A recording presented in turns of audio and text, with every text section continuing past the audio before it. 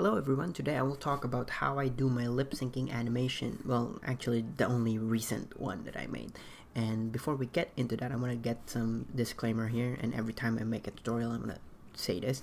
I am not the best animator out there, I'm not the best content creator out there at all, but I am just presenting what I am making and how I'm making it. So in return, I can help you guys if ever you are into animation or you are interested on doing your own lip syncing, short animation, and all that kind of stuff. If you're not interested with that, feel free to stick around, and if you feel like this video is not really helpful at all, say that in the comment section, and it will help me out to think about, oh, okay, I should make it this way, or like improve the content that I'm making, or not at all. It depends to you. And if you just want to leave a dislike, that's also free. Everyone can do that. So yeah, so let's get this started. Before I get into actually planning things out, I download the audio and listen to it, just like so. Enough! You are die! You are die! I'm die. Thank you, whoever. What I'm using right here is TV Paint, and you'll notice that I am talking over a time lapse. So yeah, it's really weird. So the first step after having the audio in the software is what I do is this for this particular animation, in which you don't really need to do this if you're doing it like this. I'm only doing this for myself, in which I could visualize how many frames I need to draw for a particular action or a particular character acting I need to do. So yeah, it's like this, where I have to put some blank keyframes for the first audio part and the second audio part. It really depends if you want to do this or not. I could just technically just draw and then insert a blank keyframe after the drawing itself. But just perspective on how this actually looks like in real time. This is how it looks like in real time.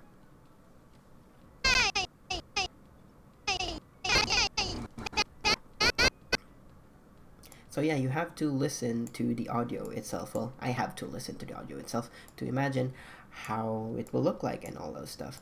So yeah, the next logical step is to draw the character itself. Well, not really the character, but like the sketching of the acting and all that stuff. What's important here is that you don't need to draw the mouth shape. What's important is that the action itself sells the audio that you have. So yeah, some few key pointers here and there, so that when you do it like this, you will learn from my mistake, and also maybe some tips that I can help you out, is that move the shoulders, well, not a lot, but just move the shoulders whenever they inhale or exhale, or things like anger, shouting towards the camera and all that stuff. Don't be shy to have the character lean forward or lean backward towards the camera or towards the character or anything in general. And also make sure to have the character face the camera.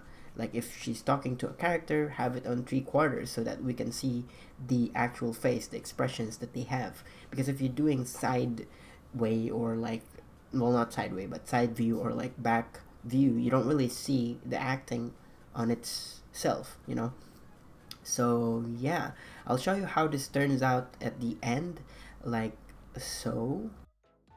Enough! You are die! You are die!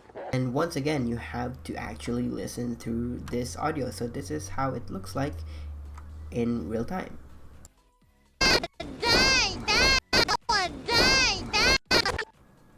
So yeah, it's really painful. She keeps telling me to die. Anyways, this part of the video, or well, the sketch part, I throw it out because the initial thought I have here was that she was talking to her viewers, but it's her own voice, so technically she's talking to herself, or self-realization, or things like that.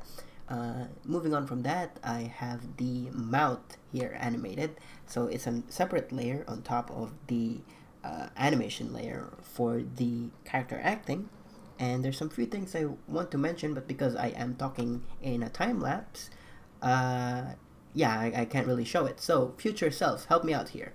Hello everyone, I'm from the future and I was asked to talk about mouth shapes. Now the least amount of mouth shapes that you can get by is 3. My example here is with a static image or a static drawing I have here. So first would be the open, the close, and then the teeth showing mouth. I don't know what to call it. Maybe smiling would be the best one. So next is that the jaw is actually moving here, up and down.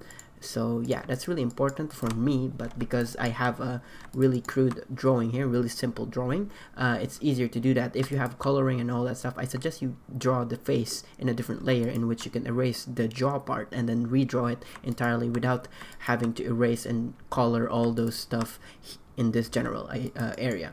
Another thing to mention is this entirely work only for static images or like this, static poses. So this is an example I have. I'll play it so you'll get a general idea on how it looks like. I'm die. I'm die. So that's really a common sense thing, you know, you can get by with that. But if you're doing a lot of character acting like so, it's another story. You know, characters moving over here and there. Another thing to keep in mind is that when you're a beginner animation, which I also fell into, you tend to think that you have to animate every single syllable, in which you actually don't have to. You can get by just doing it by observation. What I mean about this is that if you watch a Sesame Street episode or any puppet show that has the puppet moving up and down their mouth, closing and opening, if the character talks really fast, you can tell how much the character or the puppet moves its mouth. And in other media, like in anime, the jaw doesn't really move that much, so you can tell how much budget they have. And because I, mentioned this, you probably keep that in mind when you're watching a VTuber and you're looking at their jaw and it's not moving that much. I don't know. If you find that disturbing, I'm really sorry. If not, then that you're used to watching anime. Anyways, they still have that kind of thing going on, so it's like an art style now, or at some point, it's acceptable at this point. So when you watch a character talk really fast, keep in mind or take notes on how their mouth really moves. So yeah, but I don't have an example here because what I have here is like "you are die," and she's saying that really slow, so it doesn't make sense. But what I can give as an example is that you can combine 2 words with 1 on each end. The mouth shape between those 2 words can be combined as 1, or even then you can just have 1 with just 1 mouth. Like the word "it" could be just 1 mouth shape, but here I only have the word "are die" as an example. So here we go. Observe the mouth shape. Ignore the body movement and all that for now. Just look at the mouth shape she has. So what I have there is the end of the word "are" and then the start of the word "die" is merged as 1 mouth shape. So this 2 frames here, you'll see that their mouth is similar, just the closed mouth with the teeth showing. Actually, I could just get by with just this 1 drawing. Let me just actually manipulate a little bit the frames here. As you can see, it works just fine as that. But I have this because I wanted to anticipate the action in which she's lowering her shoulder. So there you go. Another pointer is that you can use a mirror to observe how your mouth moves, or even record yourself at that point. So yeah, there's a lot of ways to use as a reference. And there you go. Back to my present self, I guess. So yeah, thank you, future self. Anyways, there's some few things here and there to mention about this, but once again, because I am doing this in a time-lapse, procedure, I have to listen through. Yeah, some people actually like it because, she has a cute voice and all that stuff. But yeah, another thing I need to mention is that my future self can show it better than I do here. So again, future self, help me out here. Hello, this is Elios from the future, and I was again asked to talk about offsetting your audio a little bit, I guess. So what we have here is the animation, the drawing itself, doing the sound. Well, they don't make sound, the drawings themselves, but what you hear from the sound is what we see technically on sync, on time, on point on the sound we have here. So let me just scrub through this so you get what I'm saying. So as soon as you hear the ah part of this, you'll see her doing like ah. Also around here. You see how that's on sync? See? Let me scrub through that again.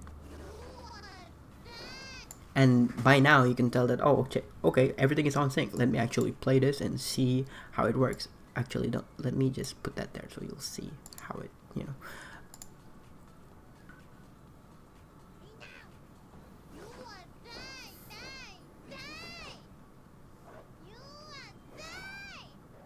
I didn't change things here, so let me just play it once again so you get what I'm talking about.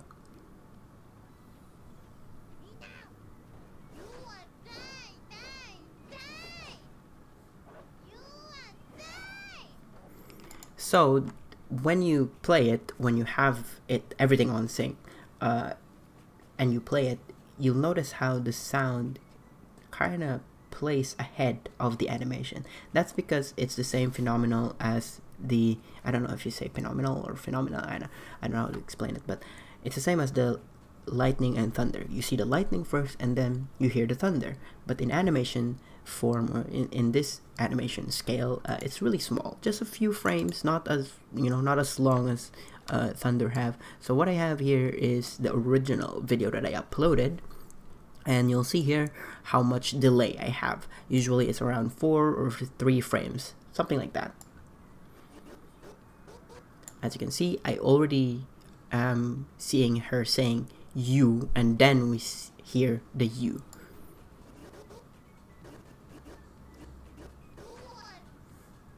We don't hear her saying ah yet, but we see her mouth going ah already. And then we hear her say die. This is on sync because I just want to mix things up a little bit here and there. This is the most prominent one too. Like, we don't even hear her say die yet, and she's like saying die there.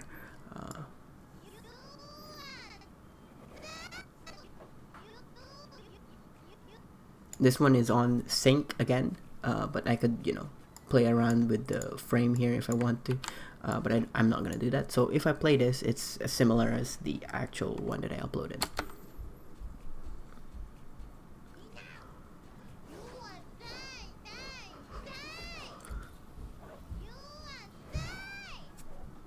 Yeah, so keep that in mind when you're doing this. And once again, some few key pointers. The distance between the mouth and the chin, well, technically it's just the chin because there is a distance between the mouth and the tip of your chin.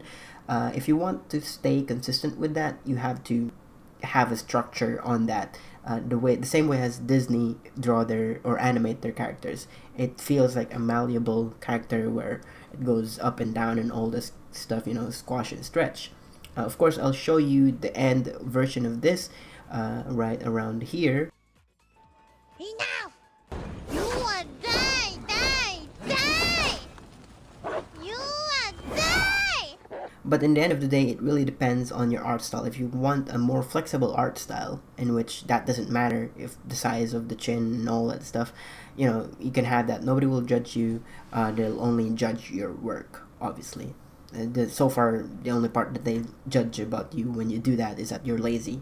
But in the end of the day, you're doing this as a, you know, you're not being paid for it. So why should you be so, you know, iffy about it? Another thing after that is that I'm doing the hair part. I skipped this part actually. I just did like the first 5 frames and I gave up after. But the idea here is that the hair moves more than the rest of the body because it dangles and all those kind of stuff. So yeah, and this is how it looks like at the end of the session. Enough! You will die! You will die! So the time-lapse that you just saw, excluding the part where my future self was talking, you can tell on the lower right that was recorded around June 28th, and the one that you're watching right now was recorded around July 5. So in that time period, you can tell the reason why I haven't been uploading videos a lot lately, and especially streaming. I haven't been streaming.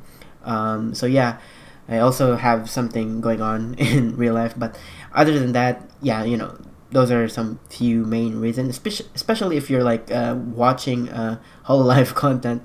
Yeah. Other than that, what's going on with the time lapse right now, I don't think I need to explain. It's self-explanatory. I'm just drawing, finishing up the sketches. Yeah. Other than some few mishaps, which is there's a shortcut in TV Paint which lets me close the project, and I don't know why it does that. It's also close to the undo button, which is Control Z, by the way. So instead of undoing one stroke, it lets me undone like 20 minutes of progress, and that happened like 5 or 4 times while doing this. And yeah, typical Monday, I guess, July 5.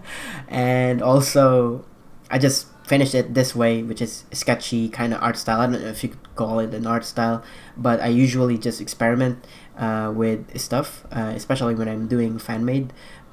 Feel free to critique on that. Like, I know some few people who are like, oh, I thought this was a new animator and I'm already subscribed, or oh, I haven't been subscribed yet, I thought it was another one. Like so yeah. So I just had to upload it this way. It's not like I wanted it to be colored or anything. I wanted it to be just working on it for like 2 days or something, because I have to like upload something, because I think that the algorithm has blessed me, I guess, or I am blessed with the algorithm. I don't know which way it is. English is hard for me. It's not my first language. So that's the thing. And yeah, the comments has been really nice lately. It's not that I've always had mean comments. It's just that mean comments, stick out more than the positive one. But now it's mostly positive, and I don't know if I'm overwhelmed by it, but it's clearly something new for me. So yeah, I'm grateful for that, and I appreciate all the compliments that I've been getting. I don't know if I'm setting up some expectation, but I hope I can't disappoint you if I set the expectation really low, like saying I'm just one person doing all this. I know there are a lot of talented people out there, but I could only do so much by myself. But yeah, feel free to talk about my art style that is completely rough, like always jumping all around the place. The reason why I do this because I don't want to get stuck on one place. I want to learn more stuff, especially like drawing. It lets me learn, oh, this art style, oh, they draw the eyes like this, oh, they draw the nose like this, those kind of stuff. I engage on that because it makes me motivated on making more stuff. And yeah, it's like I'm hitting 2 stones with one bird. Yeah, I said that oppositely without thinking. So yeah, tell me if you're interested on me like just streaming it. I've seen like some few animators who are just like drawing streaming, but I don't know. I feel like if I do stream it, I feel like I'm spoiling what I'm making. That's another thing. But yeah, if you want to watch the rest of this time-lapse, feel free to stay around. If not, I have nothing much to say other than thank you for sticking around. If you're an old subscriber, and if you're new, you're welcome. There's nothing much here to see. It's animation. I'm afraid the algorithm might run out as soon as I stop uploading. Or not that I stop uploading, it's because I have nothing yet to upload, because animation takes a lot of time to make. So yeah, thank you.